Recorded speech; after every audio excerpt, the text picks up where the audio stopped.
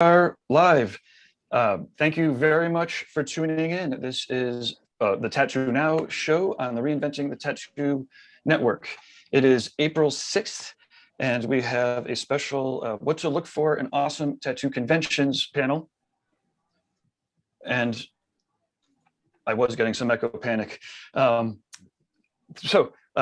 not exactly sure where you're tuning in from or if you're listening to a replay, but one thing that's going to happen is I'm going to tell you a little bit more about the Reinventing the Tattoo network while we test these live streams and make sure that it's working for everybody. If you let us know if it's working for you in whatever chat room or comment section you happen to be in, that would be awesome. Let us know maybe where you're tuning in from, your favorite tattoo convention.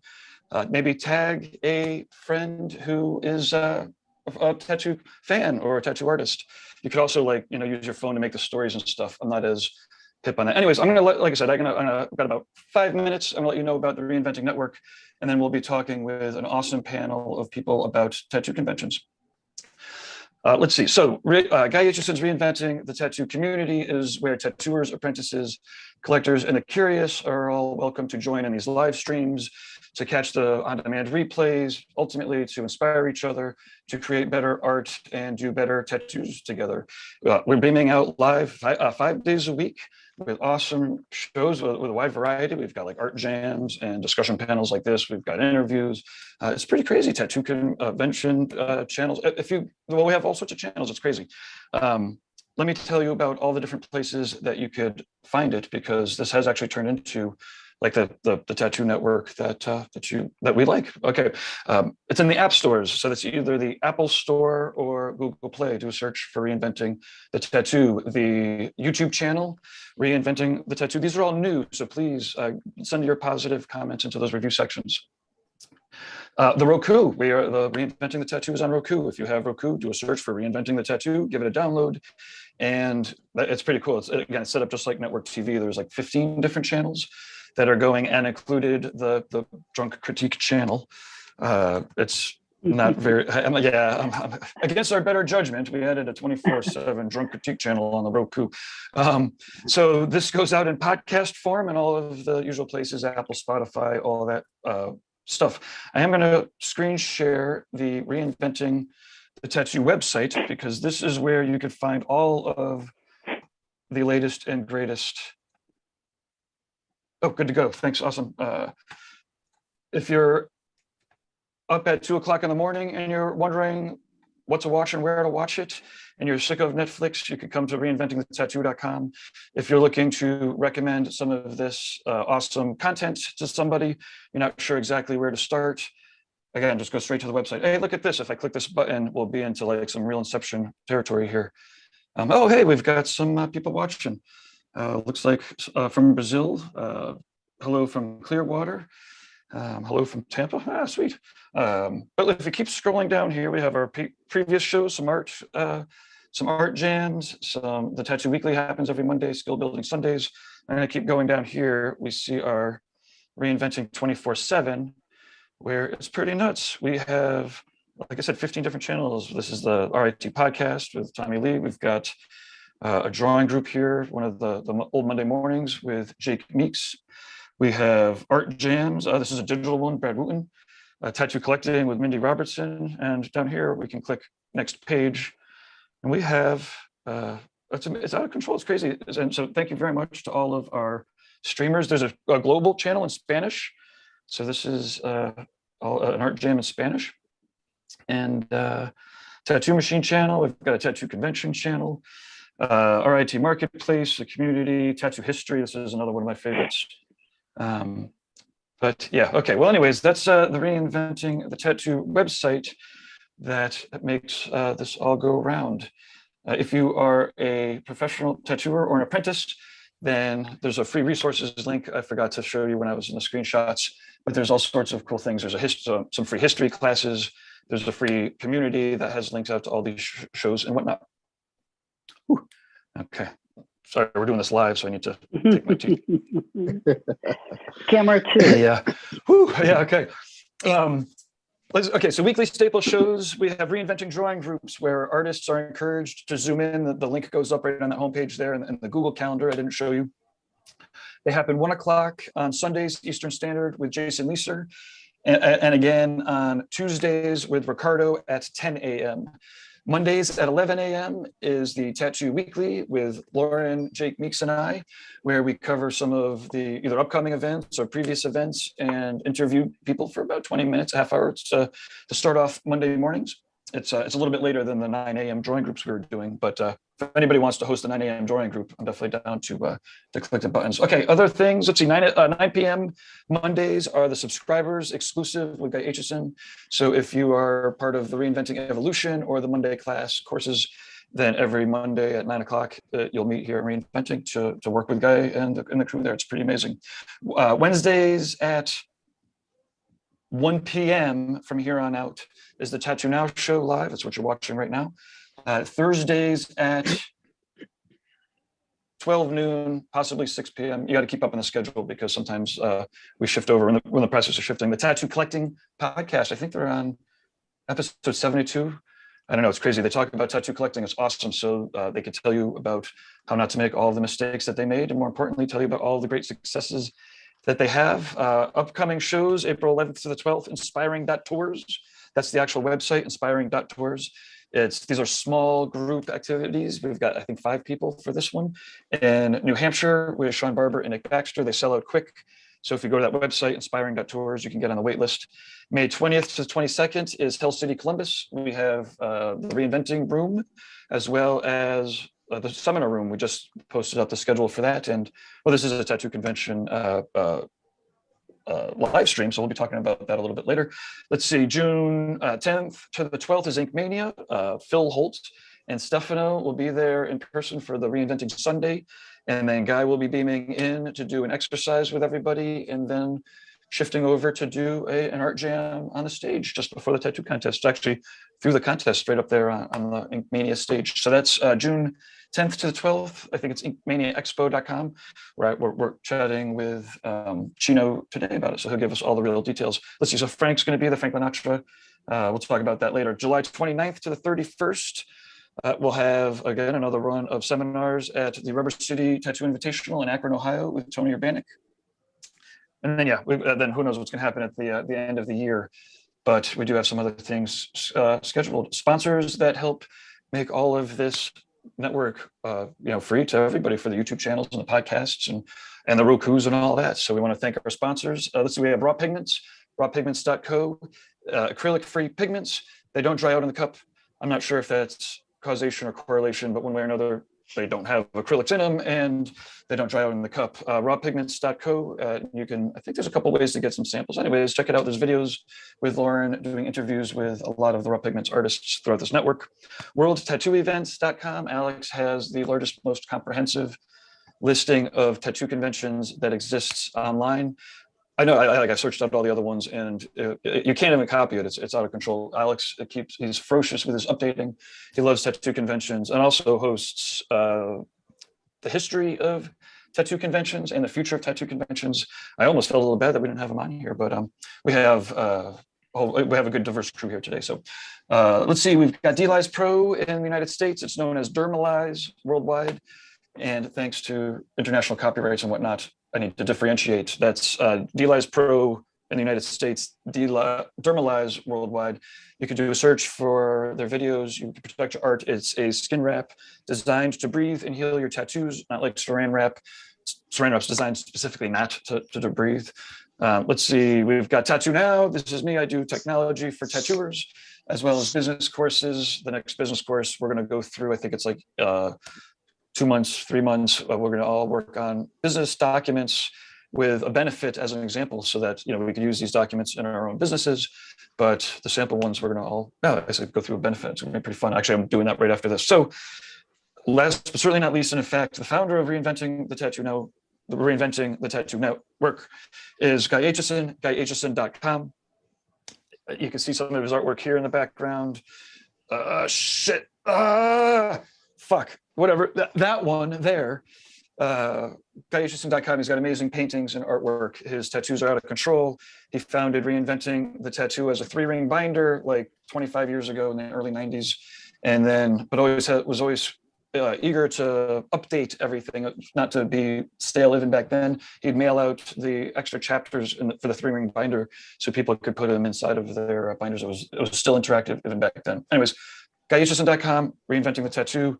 Positive reviews on the channels, constructive criticisms to management at reinventingthetattoo.com. If you're interested in sponsoring the show, that would be awesome, because we want to get on other smart TVs and such.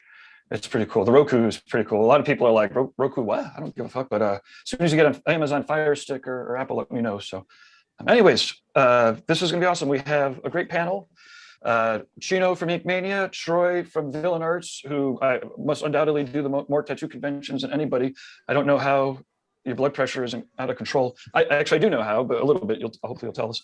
Litos, who's been a TattooNOW client for forever, tattooing over 30 years. I think the shop's been around over 2 decades. Forbidden Images down there in Florida. And then Lauren from Raw Pigments and Reinventing the Tattoo, who has a convention, I don't know what a very seasoned, I don't want to use any sort of military term due to the times, but a very experienced convention setter-upperator and whatnot. So thanks everybody for joining us. Obviously, Chino's running a showdown in Florida there. I'm excited to go and set up.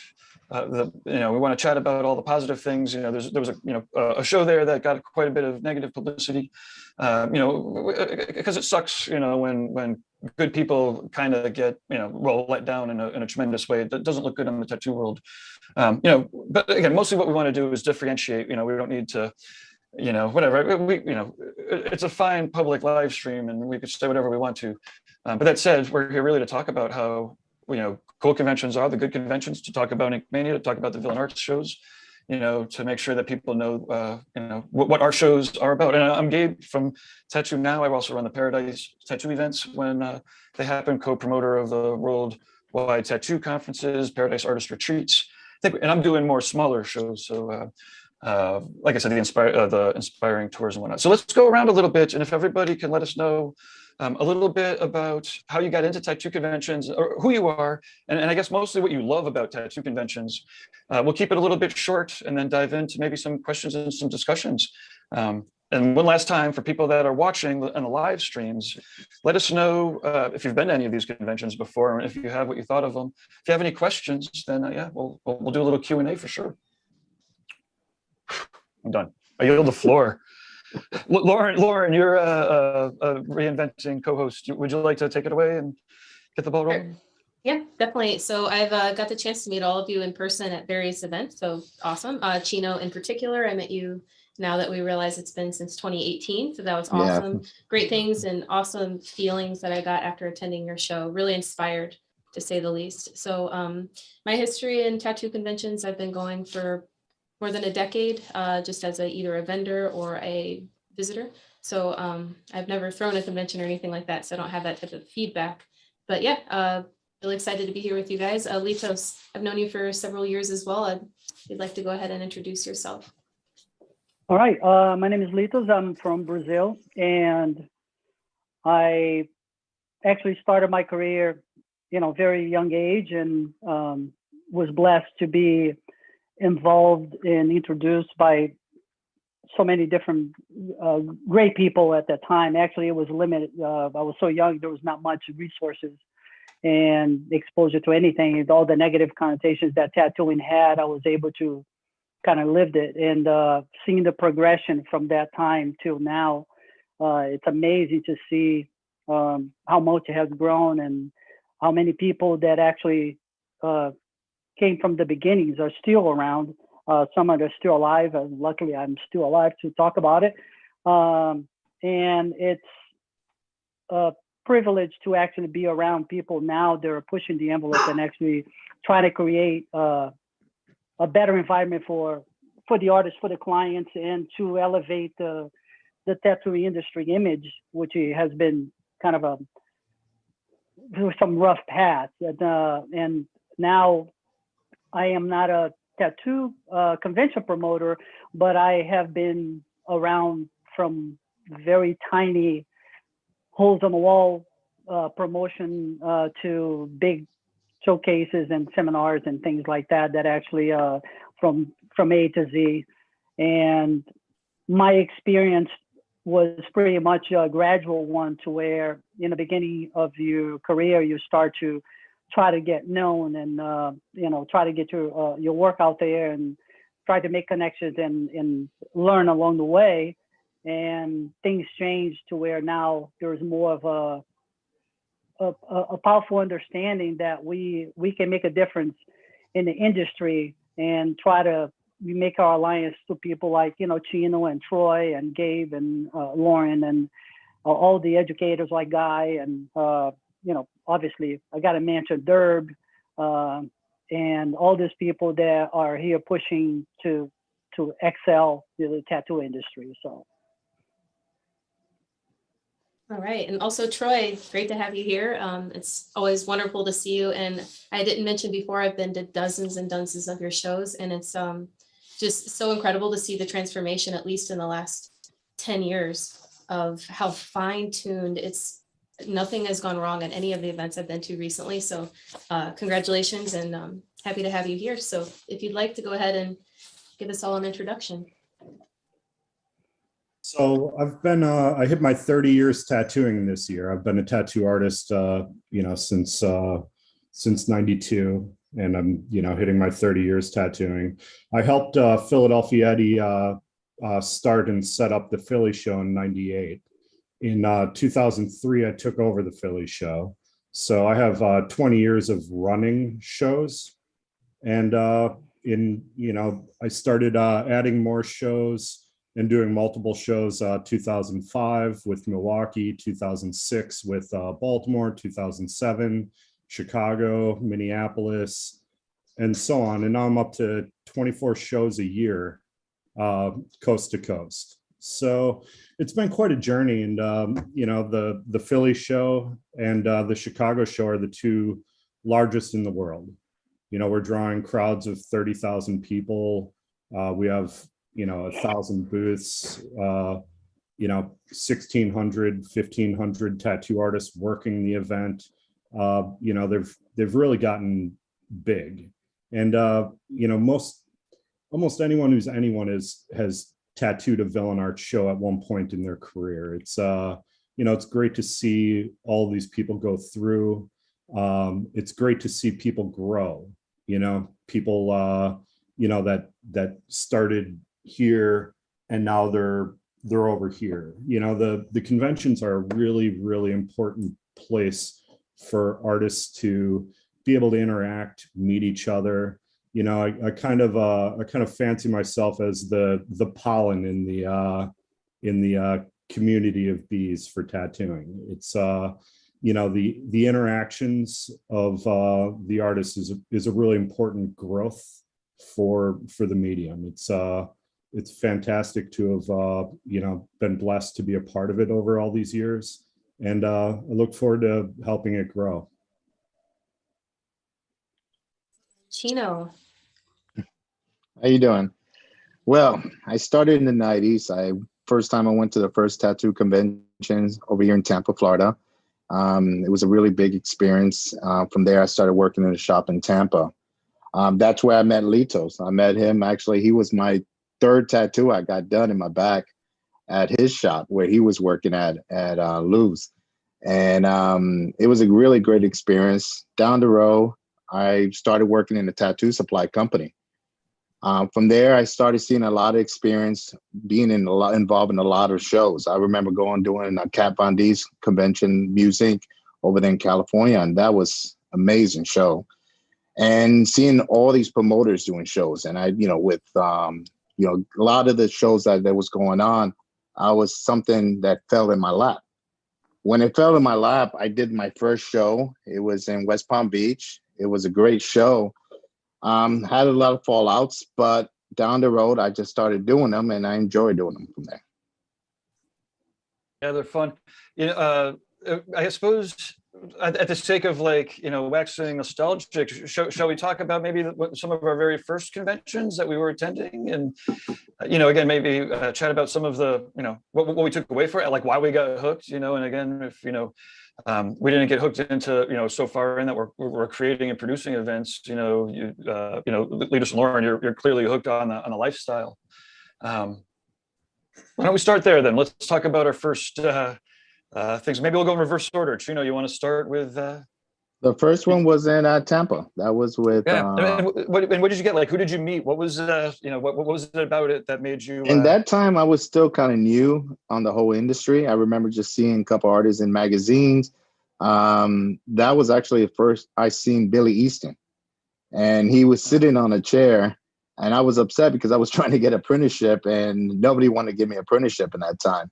And Billy was sitting right next to me, and he had all this gold around him, and I was really upset. And he looked at me and he's like, "What the hell's your problem?" Because I think I was making too much noise. And I was like, "Man, nobody here gives you an opportunity to do stuff." And he looked at me, he said, "Boy, if you fucking looking for opportunity, it's never gonna come. Just go get it if you want it." And ever since then, I just continued going through this industry. But that's what pushed me. I enjoyed that. I love just the body modification and everybody expressing themselves what they wanted to do. That's when I got really into piercing. I started doing a lot of piercings, and then I got into apprenticeship for tattooing from there. Awesome. I think Troy, for going backwards. My very first show was 1992, La Crosse, Wisconsin. And it was kind of like half a tattoo convention, half a biker swap meet. So you could buy bike parts and get tattooed, and back then it was, the shows weren't really, it was kind of a sideline thing with the motorcycle culture, things like that. And then, Dennis Dwyer's tattoo tour started up, and I started going to that every year. I started working for Philadelphia Eddie at the age of 20, just a kid. And it was just fantastic. I grew up in Wisconsin, and I guess Eddie liked me because I could hang drinking with him, all that good Wisconsin German blood in me, I guess.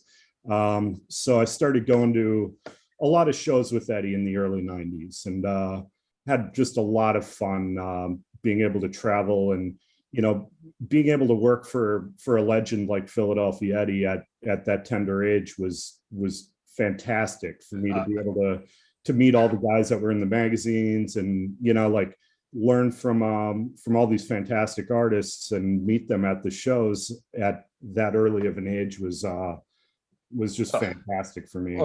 Clearly a magical time and place that you landed in, and were, had the, whatever what it took to run with it and make it work. Just hearing, the audio from, I've met him a couple of times, in passing. I never had any sort of, I never went out drinking with him, but like hearing the stories, it's unbelievable just to be able to watch some of the clips or hear the stories, to be able to live through that must have been amazing. Like, what were some of those other conventions as you were traveling around with Eddie? And, let's hear one of the stories. We have to hear at least one of the stories. All right.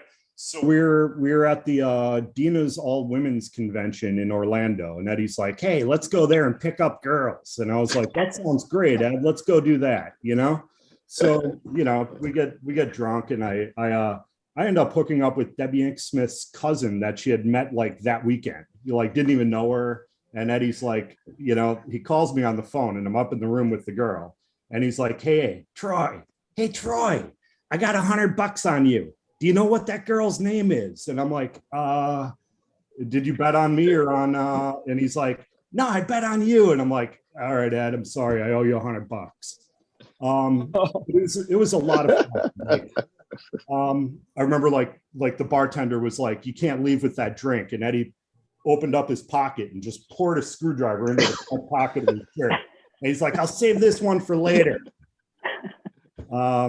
Fantastic being able to travel with him. One of my favorite ones was the 96 Eden Rock Miami show. That was a Dennis Dwyer tattoo tour show. JD Crow, Dennis Dwyer were partners and would do a traveling show once a year in a different city. And that Miami one was phenomenal. That was the first one that had a lot of seminars.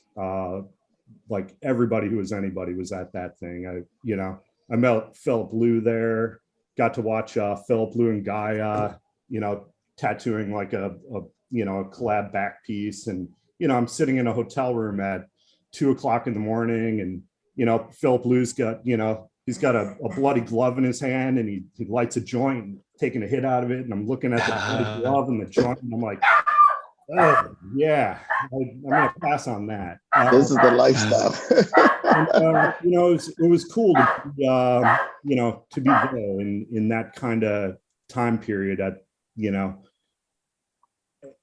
when tattooing was still at, like its earlier parts, and watch, be able to, go from there and watch it grow, watch Philip Lou's back pieces just get, crazy. See him, I think that shows the first time anyone had ever seen a hand-built 20 mag. They were like, oh my God, that needle's fucking this wide, and he's just slamming color in there with that thing, like 5, it'd be what, 7-hour full back piece, with these big mag groupings, and nobody was doing that, the next year, half that room had a 23 mag, you know what I mean?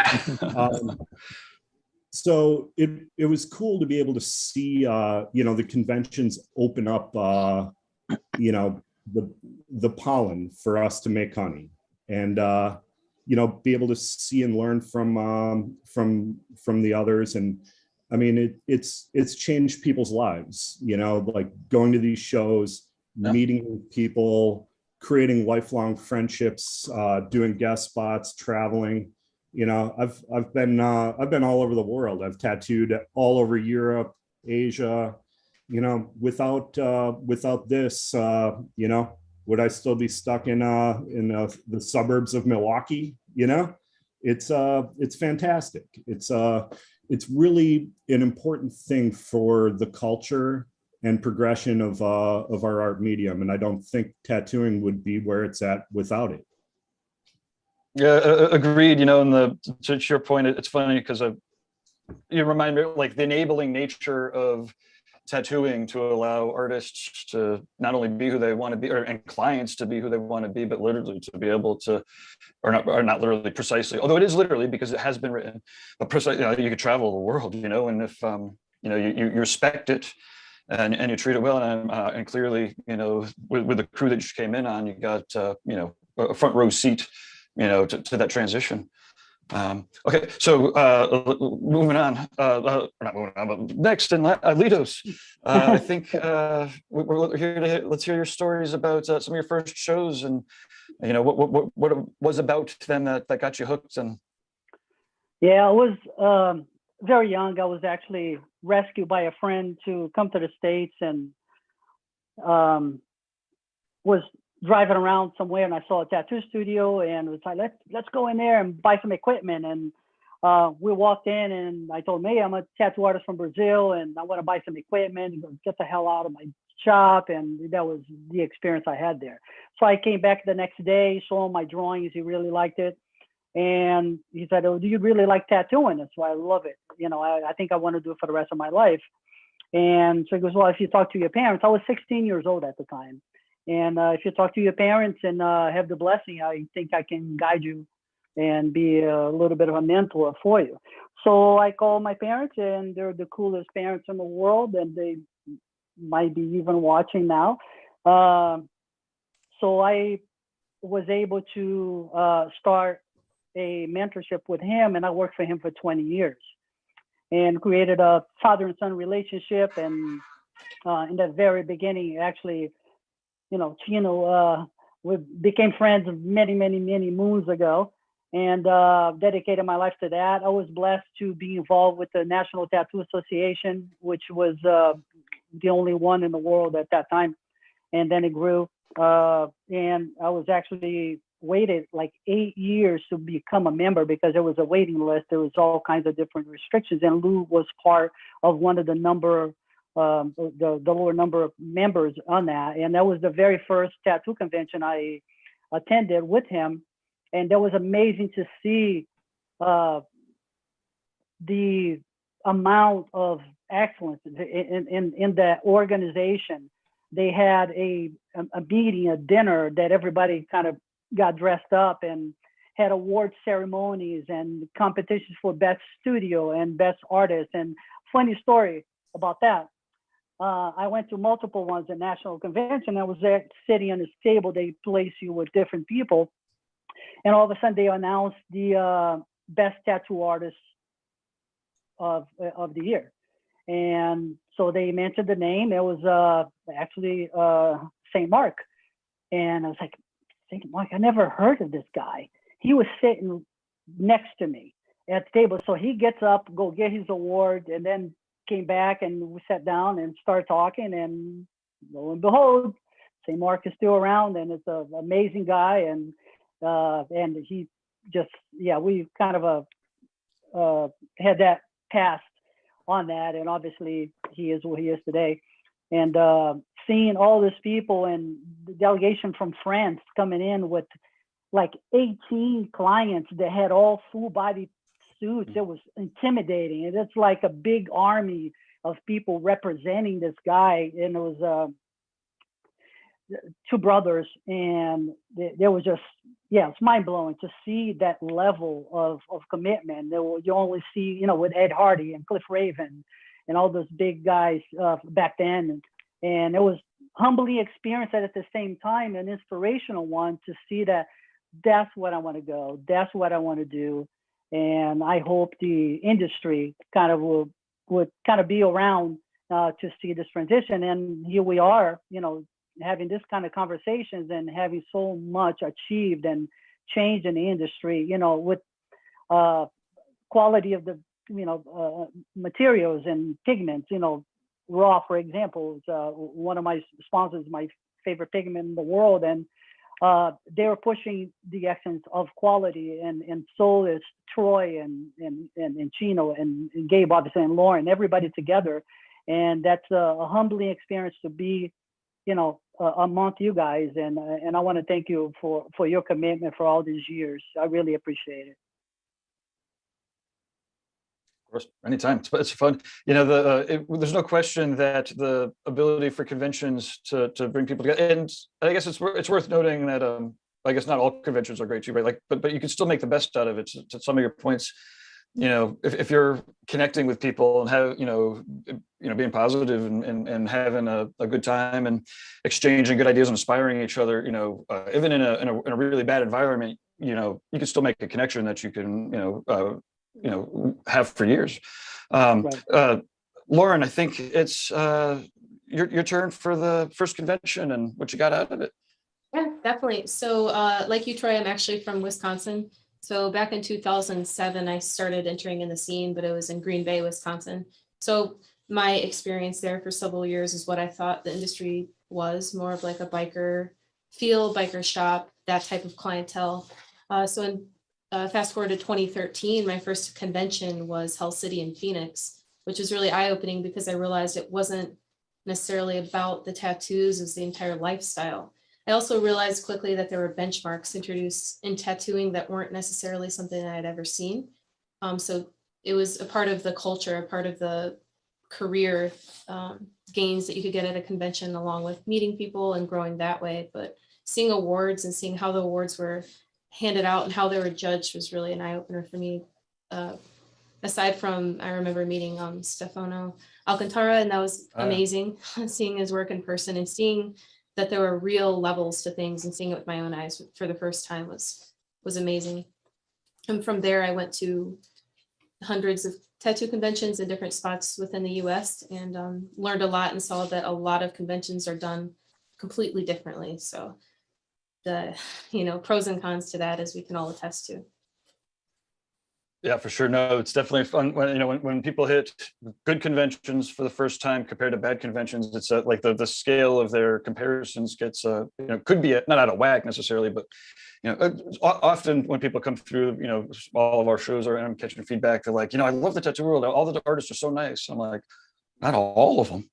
I mean, a lot of them, you know, but you're hitting real things. So real quick, my first tattoo convention, I think it was like 94, 93.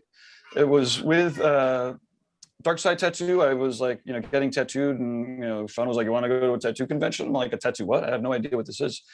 I've been to like, music fest, but anyway, so we go out to the Schenectady, New York, and it was like a full-on biker show, and it was out of control. I think it was the year after Guy and Paul were there, but and what I got out of it, again, it was so long ago, but I remember definitely being like it was one of the first times I was like part of the tattoo crew, the shop crew, and just the going out together with all the people that from the shop. It was definitely the peek into that culture, to the lifestyle. Lauren, to your point, it's often it's people's like first entrance really into like, holy shit, this is like amazing. Or could be, right? And again, part of what we're talking about is like if you just go to any random show from somebody who doesn't care, then you could be like, what the fuck is this madhouse? This is crazy. But so I guess so shifting gears, why don't we chat a little bit about what to look for in awesome shows, or let's figure out the advice that we can give people, so that as we're coming out of COVID, right? So everyone's kind of shut down for a while, and maybe 6 months to a year ago, we started having some shows, but it feels like the shows are opening up, and now there's like 2 or 3 shows over some of the weekends. So anyways, who has anybody? I guess we have to do this on what do you call it, Lord of the Flies style. Who wants to chime in and talk a little bit about what people can look for to land at an awesome convention and to get the most out of the experience? Let's get the promoters to start. Troy, what do you think? Troy has more experience with doing more shows, so let him go first, and then I'll go right after him. I can't hear Troy now. Seeing a show properly advertised, seeing proper artist lists, seeing a website that even lists the artists. Like half these shows don't even have the artist list. Those artists aren't getting promoted. They aren't getting appointments. They're, running a tattoo convention should be honoring the people that are visiting. They should be on the websites. They should be promoted, the social media. Like if you go on the Villain Arts website, we have pictures of every single artist's work on there. You can click on. We have multiple different social medias to, get tattooed, for clients to interact with tattooers, for everything to promote them. The really base thing behind what a tattoo convention should be is promoting tattooers and tattooing. And if you're looking at a show and you don't see an artist list on it, don't go. You're not getting promoted. You're just getting fucking ripped off. They're just taking your booth money, they're stealing it, and they're gonna give you a shitty time. And that's like the base of what it should be, a well-advertised show. You come to a Villain Arts city and you see billboards from the airport to your hotel.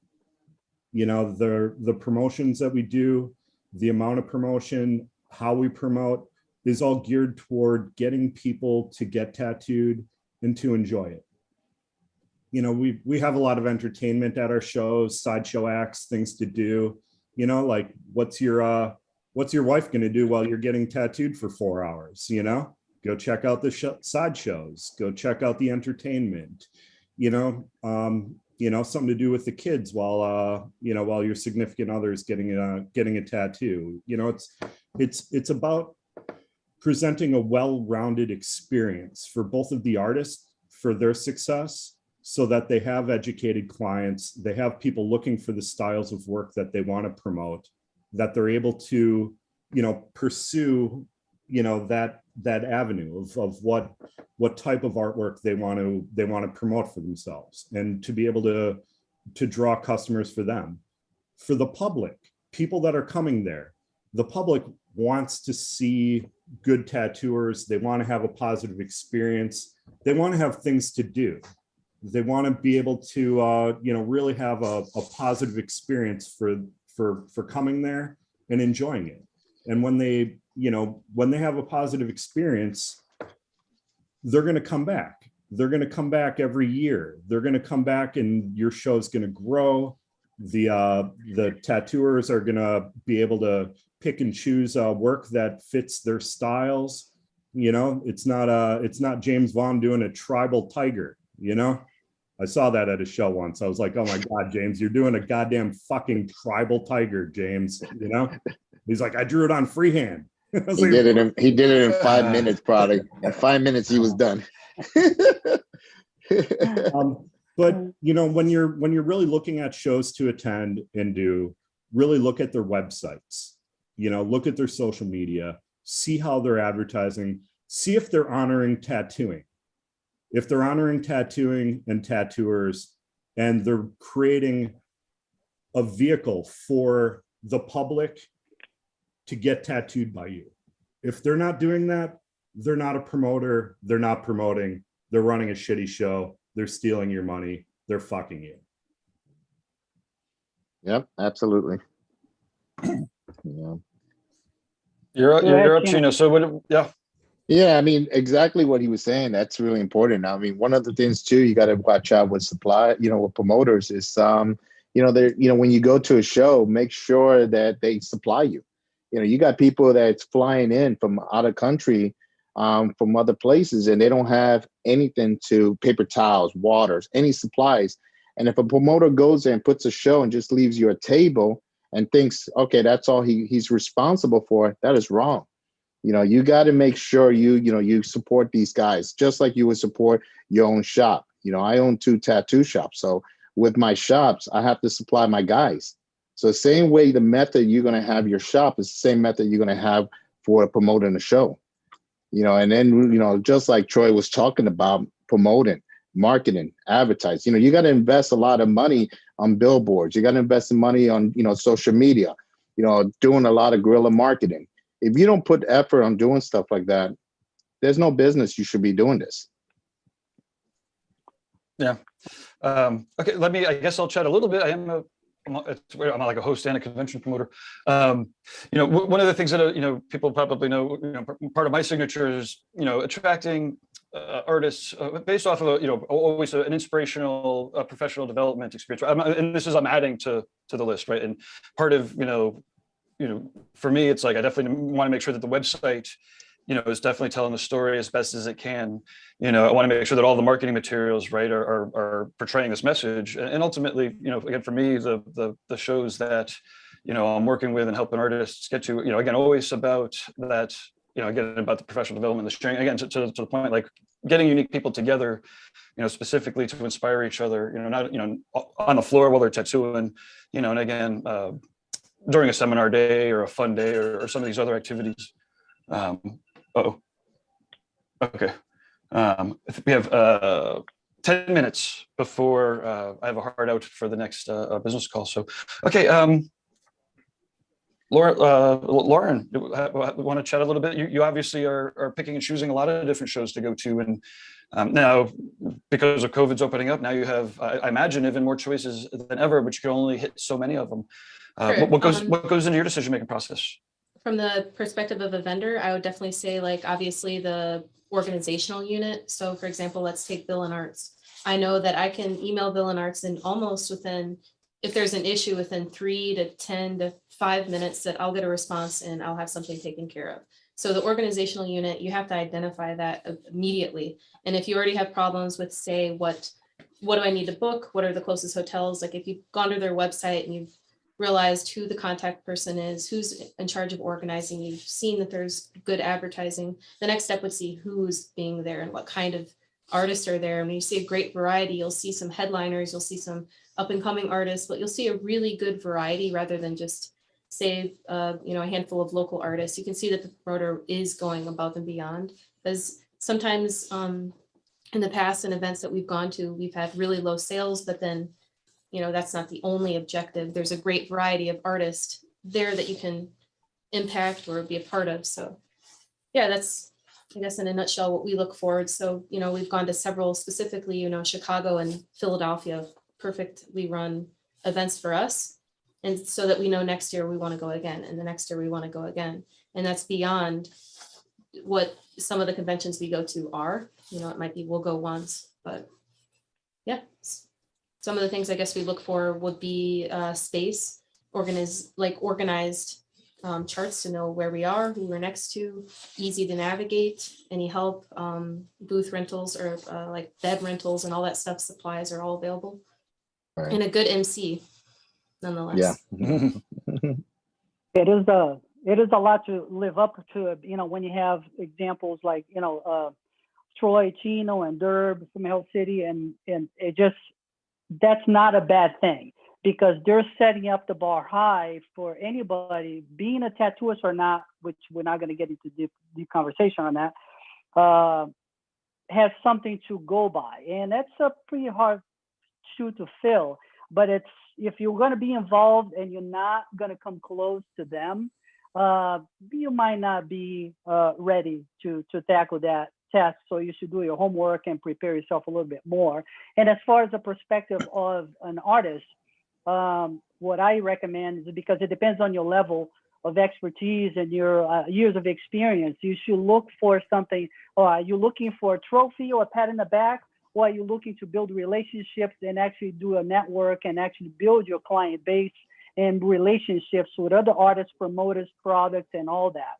And whatever experience you have, you should keep in mind that you should take it to your studio and apply it to yourself and other artists involved, so they can get a glimpse of what is the idea of actually elevating your position in the business and your knowledge and all the above. And, you know, you have a choice to make. You either go to tattoo and just put your head down and just concentrate in your bubble, or you have a choice of actually connecting with clients, connecting with artists, learning and absorbing, and actually teaching as well. You're just passing on any positive thing that you can. Be humble, be respectful, make connections, and you will be invited next year, and, you know, it will only go up from that. Yeah, awesome. Cool. Well, you know, I'm trying to make some bad puns. I'm like, it feels like the Sunday night where we have to wrap it up. It's over too soon. No, we want to leave the audience wanting more. But fact is, we do have a hard out. So maybe if we could go back around, maybe in the original order, if we could remember it. And then give us, a good closeout. Let us know how people could reach you. And then maybe the next couple shows that you'll be at, or maybe some just shows that you're always at. And yeah, this was awesome. We'll have to do this again in various forms. What was the original order? Were you first, Lauren? Well, Lauren? yeah, well, I think it was Lauren. I think it was me from there. I think so. Okay. Because I think it was Troy's first. Yeah. Okay, cool. My name is Lauren. You guys can follow me at Raw Pigments or Lauren.worldwide on Instagram. But the next show for us will be next weekend in Tahoe, followed by Hell City. I'd love to do the Ink Mania this year, but not in the schedule. Center's Tattoo Expo. And yeah, not quite sure after that. But thank you guys for joining today. It's been awesome to hear your perspectives, and I'm sure there's a lot more we could talk about. All right. Well, my name is Chino. With Ink Mania Expo. It's June 8th, 10th, 11th, 12th. Fortunately, we sold out. We have any more booth, but I look forward people still come in to, you know, experience the seminars and just have a good time. This was a good conversation. I wish we could talk more about it, because there was a lot more to talk about in regard to this, you know, things we have to look at. But yeah. We will have other opportunities, luckily. Mm-hmm. Troy? Yeah, you can check me out on villainarts.com. We do 24 shows a year. Too much. Near you. We've, you know, I mean, 20 some years of tattoo convention experience. You know, you can't go wrong. Check out villainarts.com. You know, check out our Instagram, social media. You know, all of our shows are on our website, and you know, we look forward to seeing you. Yeah, my name is Litos, and I've been in the industry for about 45 years now.